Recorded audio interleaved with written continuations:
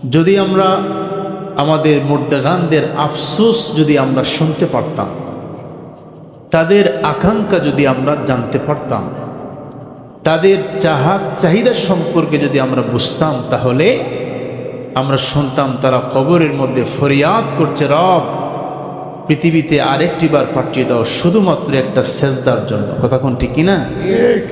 আল্লাহ আরেকটি বার পাঠিয়ে দাও হৃদয় উজাড় করে আপনার জিকিরের জন্য। আল্লাহ আরেকটি বার পাঠিয়ে দাও এরকম জান্নাতি পরিবেশে পার্টিসিপেট করার জন্য। কিন্তু সুযোগ একবারই হয়। কয়বার? একটু আওয়াজ দিয়ে বলেন, একবার। ইস জাহাঁ মে জু হে আনা জানা হোগা একদিন, মিনহা খালাকনাকুম কা সদমা লেনা হোগা একদিন।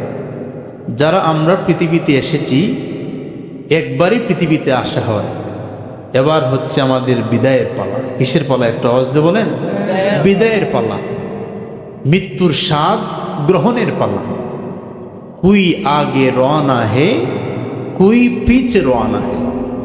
আমাদের আগে আগে অনেকে চলে গেছে, আমরা যে যাব না কথা কিন্তু এমন না, আমরাও যেতে হবে তাদের পিছনে পিছনে। কথা কোন ঠিক না? কুল্লু নাফসিন যায়িকাতুল মাউত, প্রত্যেক প্রাণেই মৃত্যুর স্বাদ গ্রহণ করবে।